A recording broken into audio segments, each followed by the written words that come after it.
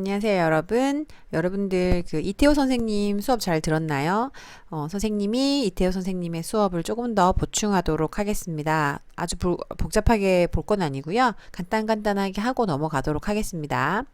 오늘 하셨던 거 보면은 여러분들 통일신라는 안 나왔는데요. 통일신라가 사실 삼국미술에서 가장 영향을 받아서 삼국미술보다 훨씬 더 이상적인 미술을 했었죠. 발달시켰던 부분이 있었어요. 그래서 통일기이기 때문에 미술이 굉장히 정치적인 것과 함께 맞물려서 안정된 상태로 이루어지고 이상적인 미를 강조했습니다. 그래서 아까 선생님이 설명하신 이태호 선생님 설명하신 것대로 굉장히 잘생긴 남자, 그 당시에 아주 이상적으로 잘생긴 그런 남자의 모습을 부처님의 얼굴하고 이렇게 잘 합성시켰다. 이렇게 그래서 석굴암의 본尊불상이 생겼다. 이렇게 얘기했죠. 그리고 또 특징이 아까 교수님이 설명하지 않은 부분은 돌을 깎았어요. 화강암을 깎아서 통일신라의 조각상들은 거의 다 돌이에요. 그러다가 나중에 고려로 가면서 철 재료가 좀 더 대중화되면서 철불이 생겨났죠. 그래서 깎지 않고 그때부터는 어떻게 하나요? 깎지 않고 주물로 떠내는 거예요. 여러분들 플라스틱 떠내듯이 철을 녹여서 범종 만드는 거, 에밀레종 만드는 것처럼 거푸집에다가 쇠를 녹여서 안에다가 부어서 그렇게 찍어내는 방식으로 만들기 때문에 사실은 비슷한 형태의 불상이 당시에 여러 개 있었을 수도 있다라는 것이 조금 더 지배적인 이론인데 남은 것이 몇 개 없는 거죠. 그래서 깎는 것은 유일하게 한 개만 만들 수 있지만 거푸집을 만들어 놓으면 여러 개를 만들 수 있잖아요. 그래서 비슷비슷한 동상들이 꽤 있었다. 조금 더 불교가 대중화되었다. 고려시대 때 그런 걸 알 수 있는 것이죠. 그래서 재료적인 면에서도 여러분들 시대적인 것과 미술의 대중화가 같이 이루어진다는 거.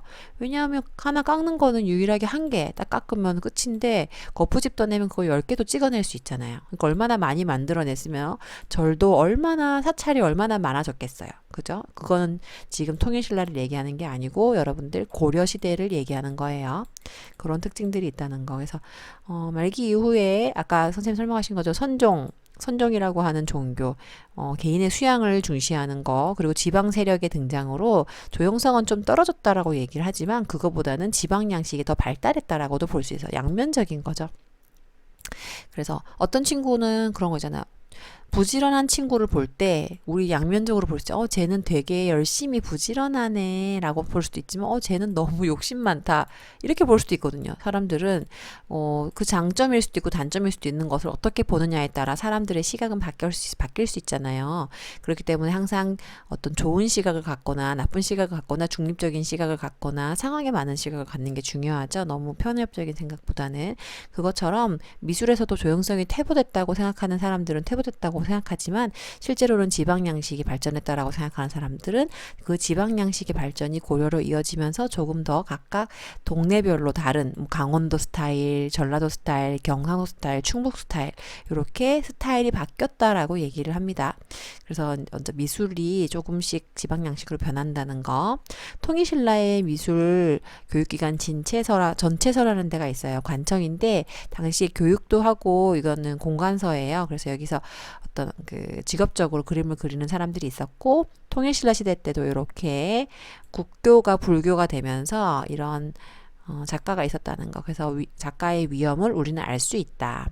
그리고 통일신라 시대 때 작품 변상도라는 게 있다. 이 정도만 알면 돼요. 이거 굳이 프린트도 사실 필요 없고요. 선생님이 지금 당장 필요하면은 여러분들에게 올려주고요. 그러지 않고서는 놔두도록 하겠습니다. 이게 또 쌓이면 공부량이 되기 때문에요. 선생님이 얘기하는 거를 그냥 대충 기록해 놓으시면 됩니다. 자, 보시면 또 건축 같은 경우에는요. 아까 선생님 설명하신 것처럼 석굴암이 있고 불국사가 있어요. 통일신라 시대 때 호국불교, 국가를 지키는 게 호국이에요. 국가를 수호하는 그런 불교로서 힘을 갖기 위해서 경주라는 당시의 수도에다가 석굴암과 불국사를 만들어서 이렇게 경주가 내려다 보이는 이 산에 그죠? 이 산에다가 석굴암을 만들어서 부처님을 여기다가 딱 놔두면 여기 경주 시내가 있던 거죠. 그럼 여기서 햇빛이 쫙 동이 트면서 여기 바다가 있잖아요. 그죠? 바다에서 동이 쫙 뜨면서 여기 있는 그 석굴암 본존불 이마에 있는 그 보석이 있었거든요. 굉장히 반짝이는 보석이 이렇게 빛을 비춰서 이 경주 시내를 지킨다라는 개념이었어요. 그 주변에 이렇게 절이 있었던 거죠, 여러분. 여기가 불국사고요. 여기 위로 올라가면은 석굴암이 나오죠. 이렇게. 그리고 여기 앞에 경주 시내가 있었고요. 여기 앞에가 경주 앞에 있는 바다. 그죠? 거기 무령왕등 아니고 뭐죠?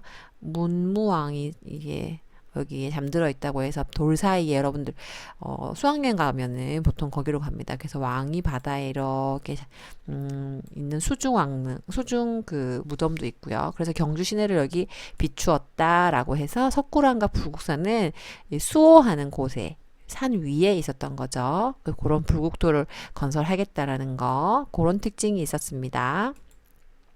그리고 내려가시면 요런 모양들이 생겼었어요. 그래서 이 구도를 보시면 여러분들 여기 본존불상이 있으면요. 여기 이렇게 여기는 현실 세계고 점점 들어가면서 부처님의 아주 편안한 세계로 들어간다라고 생각했어요. 그래서 여기에 여러분들이 알고 있는 사천왕상 있죠? 지켜주는 사람들. 사천왕상 여기 딱 지켜주고요. 여기 나한상들이 막 있어요. 나한상들 앞에 사천왕상 그 다음에 있는 그 뭐랄까 제자들, 그러니까 부처님을 지켜주는 그런 특징들을 갖고 있는 그런 사람들을 쭉 세우고 여기에는 여러분들 이 사람들이 또 제자, 보살님들이죠. 예수님과 다르게 제자라고 하지 않고 보살님들이라고 하죠. 부처님의 도를 똑같이 득도한 사람들이지만 제자처럼 그 다음에 득도하신 분들, 그런 분들을 보살님이라고 하죠.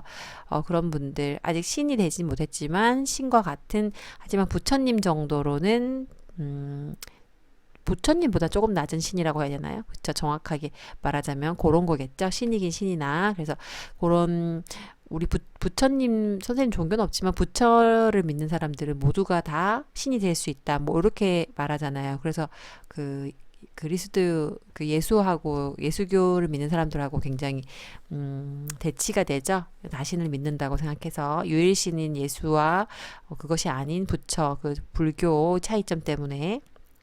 그래서 여기 보시면은 뒤에 11명 가는보살상이라고 해서 얼굴이 11개 있는 가는보살이 여기 있네요. 여기 있고 여기에도 또 다른 제자들이 있고 요 앞에 있는 11제자 가는보살들 10대 제자 11이 아니라 10명의 제자들과 보살 이렇게 둘러싸고 있어요. 그래서 여기에 있는 벽돌을 하나 일본 사람이 잘못 건드렸는데 그때 빠져버려 가지고 다시 끼워서 일본 사람들이 이게 너무 신기했던 거예요. 왜냐하면 이 밑으로 이렇게 공기층이 빠져나가 수분이 빠져나갈 수 있는 공기층이 지하에 깔려 있어요. 이거를 다 뜯어본 거예요. 이렇게 생긴 석굴을. 그랬는데 석굴을 뜯었다가 어떻게 됐냐면은 다시 이거를 복구를 했는데요. 복구를 하는데 다 제대로 있던 자리에 끼워 맞추고 이 돌에다가 숫자까지 써가면서 뭐 다시 뭐 이런 식으로 숫자까지 써가면서 다 했는데 맞췄는데 하나가 남더래요. 너무 신기했대. 어떻게 하나가 남느냐.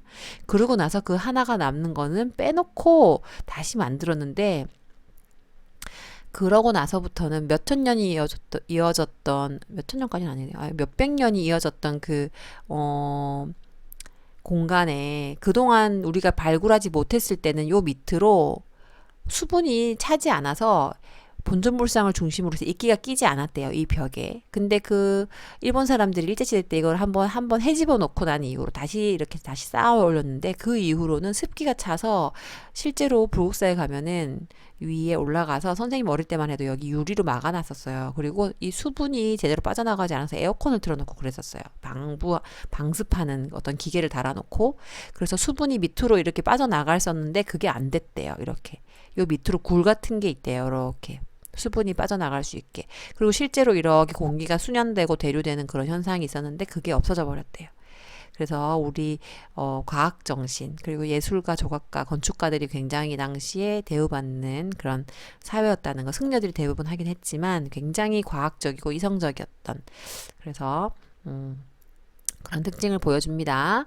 그래서 황금 비례를 쓰기도 했고요. 이게 실제로 그 사진이죠. 일제시대 때 1919년도에 불국사 이렇게 허물어져 있었던 거예요. 그거를 좀 증축하고 조금 더 이렇게 개보수한 거예요. 그래서 허물어진 거를 이렇게 쌓아 올리고 했대요. 그래서 지금 있는 모습에다 조금 더 밑에 이렇게 돌 많이 쌓아 올리고 그렇게 했나 봐요. 그래서 불국사 모습, 석굴암 모습 보여드렸습니다. 선생님이 사실은 이거 하나하나를 다 알려드려야 돼요. 선생님이 이거 하나하나 다 알거든요. 근데 이거를 다 설명하려면 여러분들 너무 힘들어요. 옛날엔 선생님이 했어요. 그렇지만 여러분들이 이거를 선생님 시험 문제를 낼 것도 아니고 여러분들이 공부를 했다는 거 정도로 근데 하지만 꼭 기억해 놓긴 하셔야 돼요. 우리나라 미술 문화를 공부하는 친구들과 아닌 친구들이 또 아무래도 내공이 다르겠죠? 그렇게 기억해 주시면 될 것 같고요. 볼게요. 그래서 통일신라 전성기가 되면은 매우 매우 이상적인 아름다움이 항상 생기죠. 여러분들 나라가 형성되고 나서 초기하고 중기하고 있으면 대부분 중후반으로 갈수록 이때는 굉장히 엄격한 양식이 나오다가 엄격하고 조금 딱딱한 양식. 이집트도 그랬죠. 좀 더 자연스러워지고 이성화되다가 나중에 후기에 이렇게 조금 개인 양식으로 빠져나간다. 이런 특징이 있어요. 항상 전성기 때는 이상미가 굉장히 특출나게 나오죠. 그래서 통일신라 후기로 가면서 아까 말했다시피 선종이라고 하는 나도 부처님이 될 수 있다. 내가 득도할 수 있다. 교종은 한 명의 굉장히 큰 왕이라든지 귀족이라든지 왕족들에 대한 어떤 그 불교의 힘이 강하다. 불교적으로 뭐 득도한다. 이렇게 생각하는 건데 선종은 그게 아니라 모든 개인이 열심히 이렇게 자기를 수양하면 부처님이다. 이렇게 생각하는 거기 때문에 불상들이 그래서 그 동네 사람들이라든지 내 얼굴을 닮은 불상이 많이 나타나는 거죠. 그렇게 아시면 될 것 같아요. 그게 쉬운 설명일 것 같네요. 그래서 아까 선생님 말했다시피 철로 만들어지는 거 이게 아주 개인이 돈도 많아지고 힘이 세진 거잖아요. 후반으로 갈수록 그쵸? 이전에는 왕의 힘만 셌는데 그러다 보니까 철이라는 재료로 불상을 만들 정도로 불상이 대중화된 거예요. 그러다 보니까 처음엔 여기서는 전체소라고 하는 곳이라든지 어떤 국가적인 소속되어 있는 그런 관청에서 불상을 만들다가 이후에는 어떻게 될까요? 지방에서 막 만드는 거예요. 그러다 보니까 과장과 생략이 되는 거예요. 그쵸? 그런 양식들로 발달해서 사실상 결여되고 태화되고 뭐 이렇게 말은 하지만 어떤 사람들이 봤을 때 아까 선생님 말한 대로 이중적으로 반대되는 의견으로 더 개인 양식으로 발전되었다라고 말하기도 합니다. 그렇게 기억해 주세요. 그리고 나중에 이렇게 발전된 탑도 선생님이 정리를 했어요. 탑 보시면 초기 탑은 이렇게 뭐랄까요? 조금 단순해요. 그러다 보면 처음에 엄격한 구조라고 할 수 있죠. 통일신라 거. 근데 점점 어때요? 세련돼지는데 엄격한 것보다 조금 더 세련돼졌죠. 석가탑에서. 그리고 다보탑이 그 이후에 만들었는데 조금 더 장식적이 되네요. 그러면서 목조 건축에서 보여주는 난간 같은 거라든지 지붕 같은 거라든지 그런 모양을 많이 본땄어요. 그러다가 완전히 기둥 자체를 사자로 바꿔버리는 이런 식의 방식의 탑이 이게 발전이 되는 거예요. 그래서 전기부터 후기까지의 탑 모양을 선생님이 간단하게 이렇게 짚어봤어요. 이게 만약에 또 시험 문제 필요하다면 그때 하겠습니다. 만약에 온라인 계약이 오프라인 계약이 더 늦어지게 되면 어떻게 될지 모르겠어요. 평가도. 그래서 지금 하고 있는 내용들을 잘 기억은 해두셨으면 좋겠어요. 그리고 더 만약에 구체적으로 해야 된다면 요거 하나하나씩을 다 훑어보고 이런 석탑의 구조 같은 것도 더 열심히 해보도록 해야겠죠. 그렇게 알고 계셔주세요. 일단 흐름부터 보여드리는 거예요. 여기 보시면 탑의 구조 보여드릴게요. 탑의 구조 보시면 탑이 여러분들 보통 여러분들 그렇게 주의 깊게 보지 않아요. 근데 여기 보시면 여기 보면은 여기까지를 기단부라고 해요. 여기 밑에서부터 요 정도. 그런데 지붕처럼 있는 이 부분 있죠? 이거의 개수가 탑의 층의 개수가 돼요. 예를 들면 지금 이 탑은 몇 층 탑일까요? 퀴즈를 내자면 3층 탑이에요. 3층 탑. 선생님 이건 뭔가요? 여기도 지붕이 있는데요. 여기 이것은 기단부라고 해서 탑의 받침대예요. 이렇게.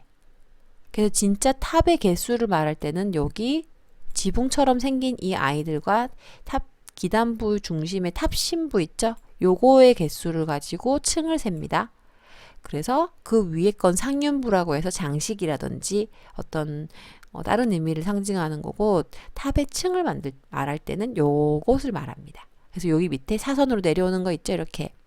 이거는 우리 기와집에서 보면 여기 보시면 주심포, 입공, 뭐 다포 이런 거 있잖아요. 주심포는 이 기둥을 말하면서 말하는 거고, 여기 주심포의 이 공포를 말하는 거예요. 장식이 있냐 없냐. 아무튼 여기 이 밑에를 이렇게 보세요. 건축물처럼 건축물을 굉장히 단순화시켜서 만들어 놨다고 하죠. 요거의 개수를 보시면 되는 거예요. 요렇게. 그러면은 층이 나옵니다.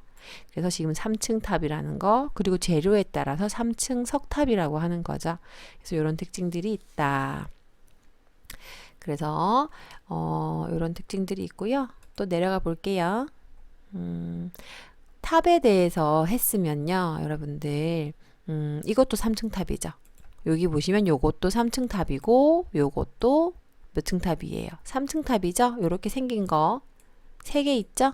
이건 몇 층 탑일까요? 이거는 다층인데요.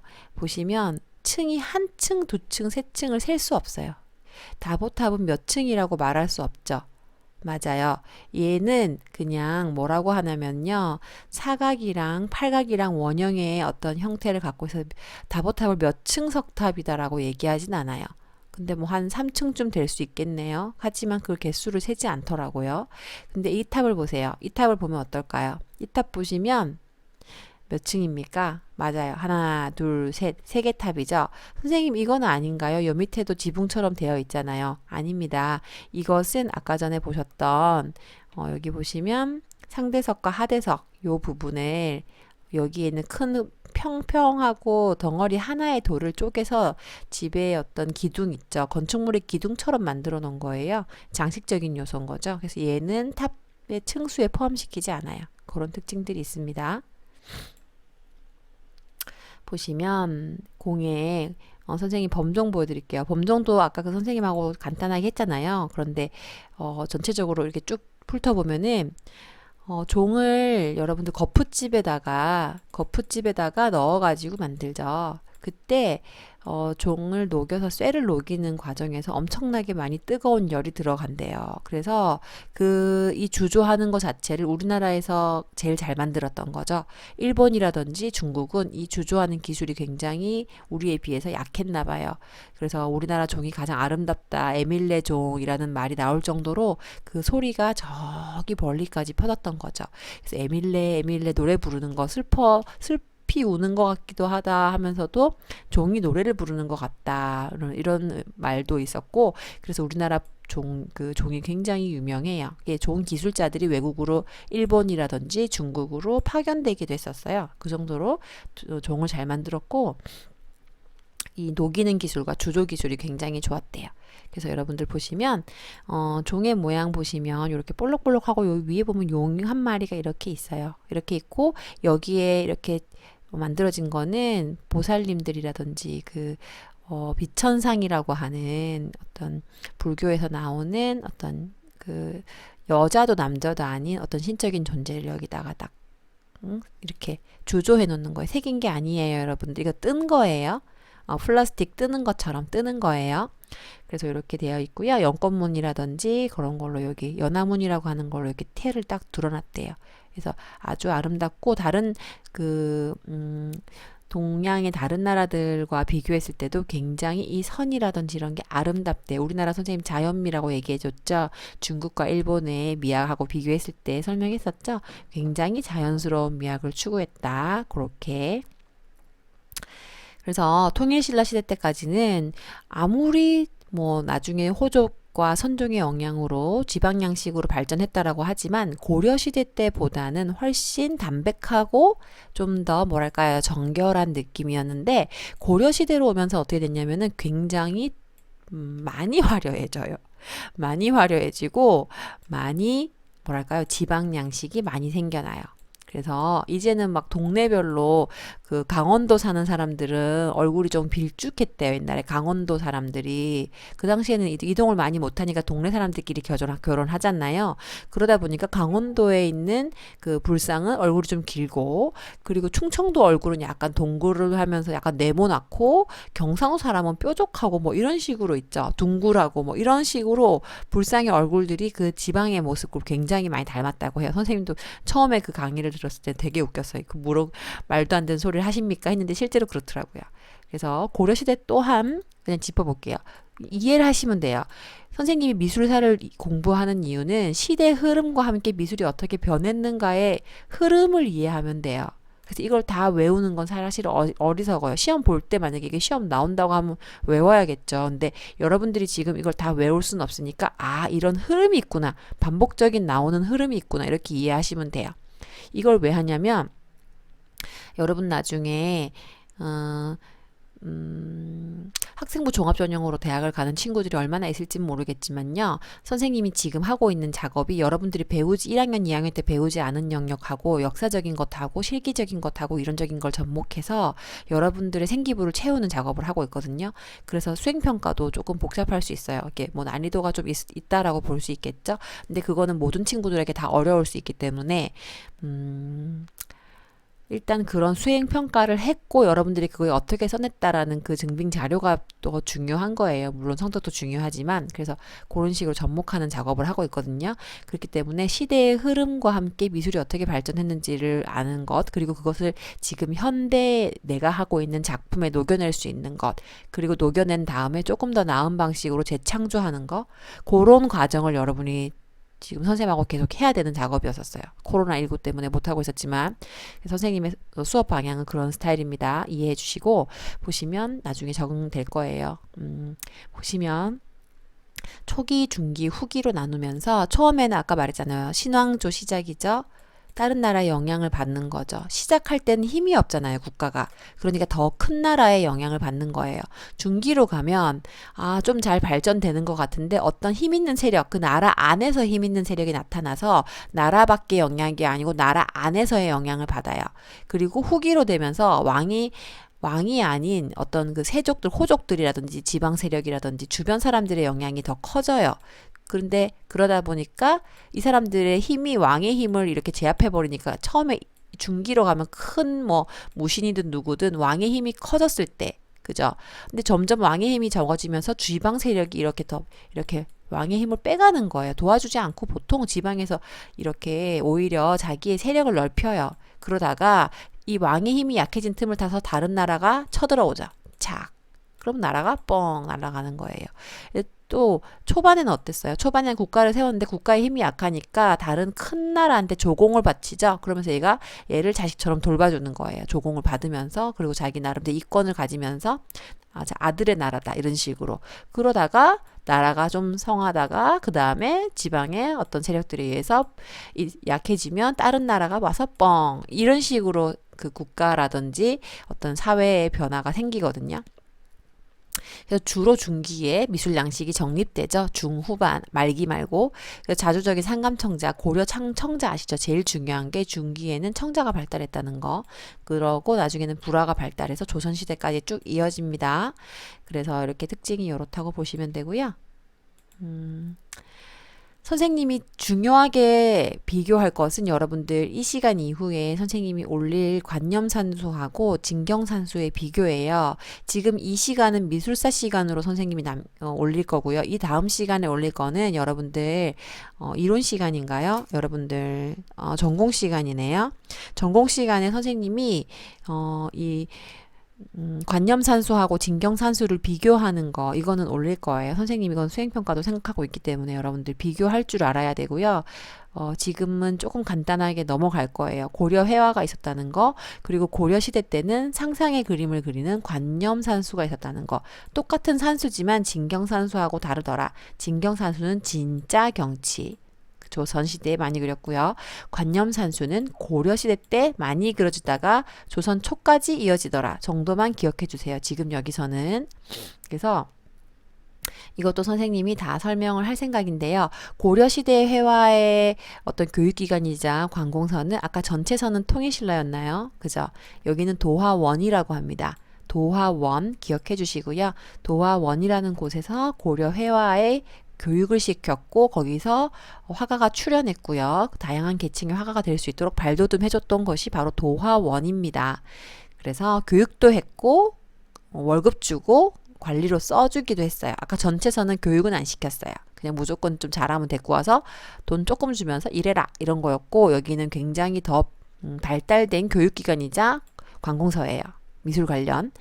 그래서 실용화를 많이 그렸어요. 왜냐하면 돈 줬으니까 국가를 위해서 일하는 공무원인 거죠. 그래서 국가를 위해서 왕의 모습을 그리거나 기록화를 그리는 그런 특징이 고려 회화에서 보입니다.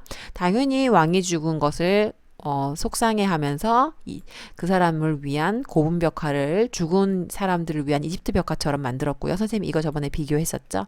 그리고 인물 초상, 유명한 학자나 왕의 초상을 그리라 했었고요. 왕을 위한 산수도 혹은 사람들에게 어떤 도덕적인 내용을 제시해야 되는 그런 관념 산수화가 그려집니다. 문학적인 내용을 상상해서 그리는 겁니다. 실용회화고요. 왜 실용회화냐면 문학적인 내용을 상상해서 사람들에게 이해하기 쉽게 일러스트처럼 그리는 거기 때문에 관념산수화의 대부분은 실용화라고 할 수 있어요. 책의 내용, 문학의 내용을 보조하는 일러스트 정도의 사파라고 했었어요. 그래서 종이 없이 비단의 담채로 그렸고요. 인물 산수 그렸고요. 제일 중요한 건 사실 이것도 중요한데요. 선생님이 이건 나중에 할 거고요. 진경산수하고 비교할 때. 더 중요한 건 고려회화에서는 불화죠. 이태우 선생님하고 했죠. 비단에다 그렸고 굉장히 화려했었고요. 집에다가 걸어놓고 이거를 어떻게 했나요? 이거를 약간 수호신처럼 여겼던 거예요. 금동불상을 갖다 놓을 수가 없으니까 고려 불화를 집에다 걸어놓고 신으로 모시고 거기서 절을 하거나 이렇게 했던 거죠. 그래서 수월관음도라든지 아미타 삼전도가 나라에서 그 국가에서 굉장히 사람들이 많이 그렸고 그 그림을 통해서 자기를 지켜줄 거라고 믿었던 어떤 수호신이었죠. 그래서 그런 특징들이 있습니다. 조각 보시면 선생님 아까 다 했는데 아까 그 전반적인 흐름만 볼게요. 이렇게 보세요. 이런 식의 초기 불상이 굉장히 좀 뭐랄까요 엄격하면서도 좀 뭐랄까요 좀 이상한 느낌이잖아요. 이런 게 돌불상이었죠 또. 통일신라 후기에서는 통일신라 때는 선생님이 철불보다는 돌불이 많다고 했죠. 석조불. 그러다가 어떻게 된다? 고려시대 때는 좀 더 불교 미술을 아주 후원을 하였고 철이 나는 지역들이 생기면서 그것을 캐고 채굴하는 과정에서 철 재료가 생기면서 이렇게 철불이 생기다가 나중에는 금까지 도금하는 기술까지 생겨나고 이렇게 도금하는 기술이 더 발달돼 가지고 이렇게 광배라고 하는 나무에도 도금하는 기술이 생겨났고 이후에는 지방 양식으로 원과 라마의 어떤 다른 나라의 문화가 유입되면서 조금 더 다른 느낌의 조금 낙후됐다고 할 수도 있고 개성이 있다고 할 수 있는 그런 불상이 생겨나죠. 그게 나중에 고려시대에 탈에도 나타나고요. 조선시대에도 탈이 있죠. 그런 식으로 이어집니다.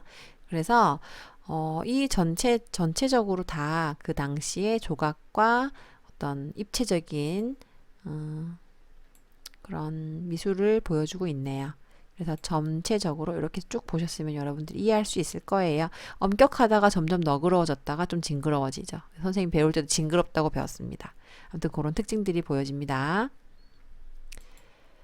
자, 보시면 하회탈도 그냥 지나갈게요. 고려시대 때 하회탈을 쓰고 여러분들 한을 많이 풀었다고 해요. 그래서 당시에 좀 계급이 낮은 사람들이 자기의 얼굴을 보여주지 않으면서 탈을 쓰고 자기의 어떤 삶의 고뇌와 한을 해학적으로 풀어냈다고 하죠. 서민의 사상을 반영했기 때문에 굉장히 지금도 중요하게 보죠. 보시면 하회탈 이렇게 있죠. 선생님이 직접 사진 찍었었어요. 여기 영화 스튜디오 가면 있더라고요. 선생님이 찍어와서 이렇게 있습니다. 입이 열려 있는 거는 말을 많이 하는 역할이래요. 입이 많이 이렇게 턱이 잘라지지 않은 거는 말을 하지 않고 수줍거나 말 못하는 그런데 보시면 이렇게 입이 분리되어 있는 양반탈과 백정탈, 그리고 보시면 선비탈이 제일 말을 많이 하잖아요. 그리고 당시에 남자들 중에 이런 캐릭터들은 말을 많이 했지만 여자들 보시면 턱이 잘린 게 하나도 없죠. 분리된 게. 할머니, 각시, 분해 다 여자잖아요. 이 사람들은 말을 하지 않았대요. 그래서 몸으로 보여줬고 중, 선비, 양반, 밑에 보시면 뭐였나요? 이렇게 백정. 근데 보시면 초랭이라고 하는 애들은 따라다니는 하인 같은 건데요, 여러분.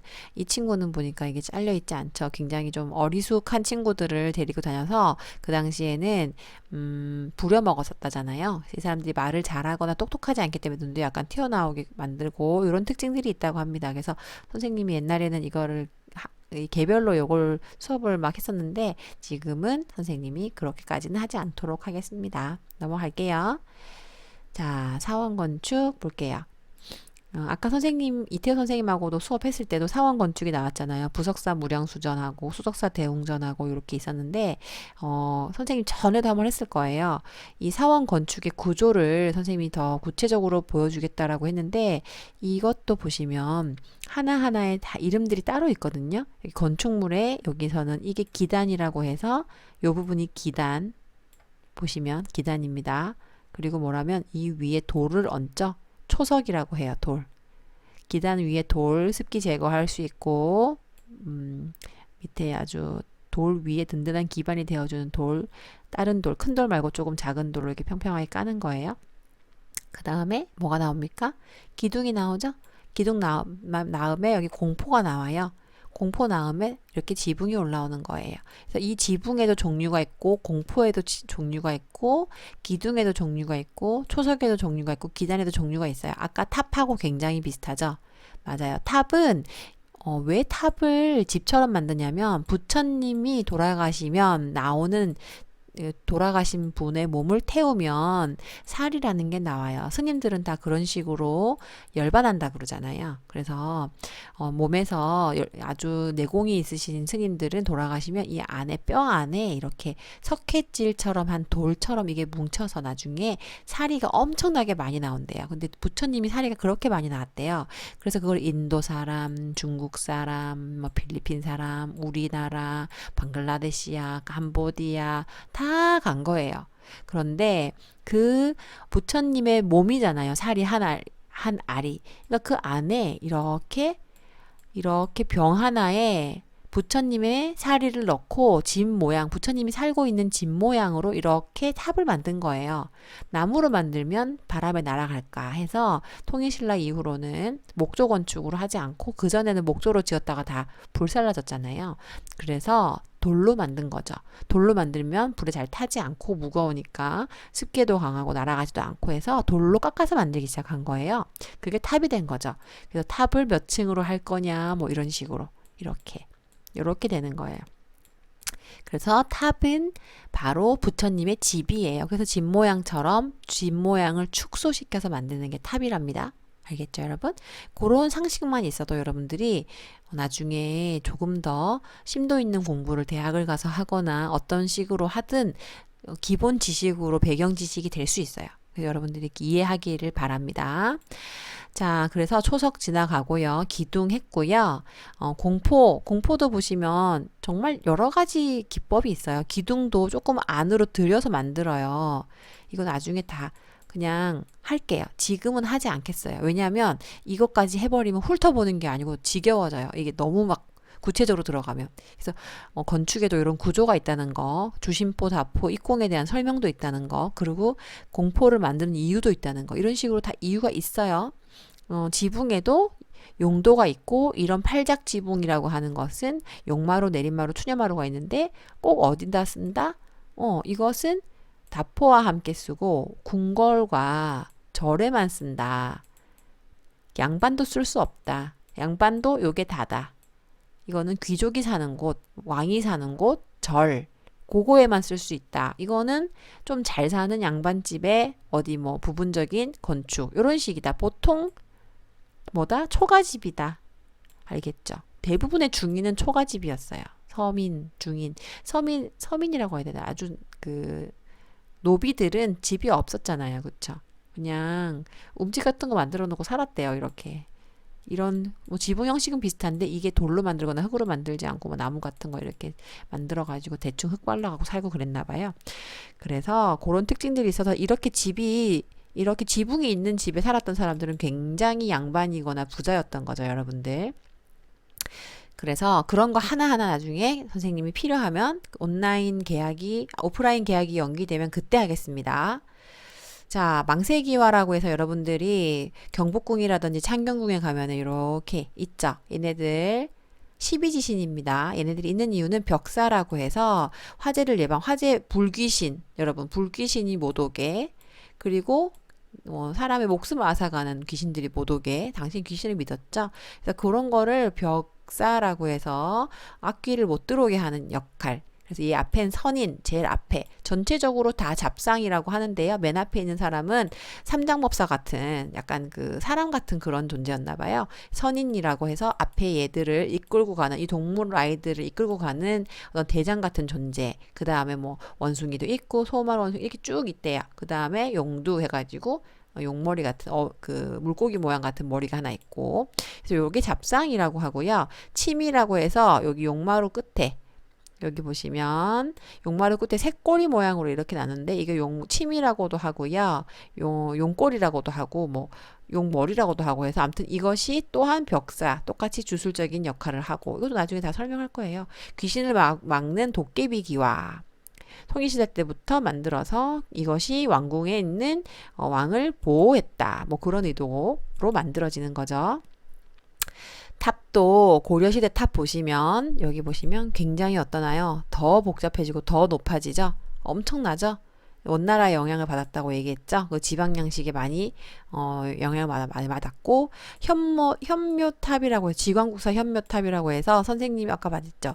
그 전까지는 부처님의 그 사리만을 이렇게 넣었는데 그래서 그렇게 탑을 만들었는데 이건 탑이라고 하는데 부도라고 해서 혹은 어떤 우리나라에서 굉장히 좋은 일을 많이 한 훌륭한 스님이 돌아가시면 부도라고 해서 이렇게 탑처럼 만들었어요. 그래서 지광국사 현묘탑도 그 보시면 스님의 사리를 모시는 곳이라고 해가지고요. 보통 동그랗게 생겼는데 이거는 특이하게 네모나게 만들었네요. 아무튼 요런 유명한 스님의 그런 무덤도 이렇게 탑으로 만들었다는 거, 무덤이 아니고 사리를 모시는 탑도 만들었다는 거, 그런 특징이 고려시대 때 보여진다라고 아시면 됩니다. 그리고 청자공예도 선생님이 청자공예를 해야 되면 그때 여러분들에게 더 구체적으로 설명을 할게요. 청자공예도 사실 뭐 1, 20분으로 해결되는 부분은 아니에요. 여러분들 우리나라 청자가 어떻게 발생했고 나중에 백자로 어떻게 이어지는가가 얼마나 복잡하고 얼마나 재미있고 수업을 하나하나 뜯어서 하려면 여러분과 만나서 하고 싶어요. 이런 거는. 그래서 여러분들 근데 굳이 지금 이것을 내서 선생님이 뭔가 여러분들한테 도움이 될 거는 아직은 모르겠어서 일단 넘어가도록 하겠습니다. 다만 흐름만 볼게요. 청자라는 것도 상감청자가 12세기에 발달하고 그전에는 청자가 형성되다가 나중에 중국 영향 받고 발전하다가 점점 쇠퇴해서 나중에 조선으로 가면서 뭐가 나타났다? 백자가 나타난다. 백자가 나타나는 그 과정에 청자도 아니고 백자도 아닌 뭔가 묘한 느낌의 뭐가 나오는데 그걸 분청사기라고 한다. 분청. 청자에다가 분칠을 해서 하얗게 만들고 거기다 그림을 그린 청자. 분청사기라고 한다. 그래서 그냥 분청사기. 그래서 이거는 과도기 때 나왔으면서 조선 초반에 있었다. 알겠죠? 분청사기로 이행됐다. 이런 정도만 알면 됩니다. 그래서 국가가 형성됐다가 없어졌다가 생겼다가 없어졌다가 하는 그 흐름이 보이고요. 일단은 고려시대의 미술은 전체적으로 어떻나요? 종교 미술이죠? 불교 미술과 그죠? 나중에 하겠지만 조선시대 미술은 뭐예요? 유교 미술이죠. 그렇기 때문에 성격이 다른 거예요. 죽은 사람을 위한 미술, 유교도 물론 죽은 사람 조상을 섬기는 예술이지만 이 불교에 대한 어떤 반항도 있었기 때문에 조금 더 검소하고 소박하게 살자.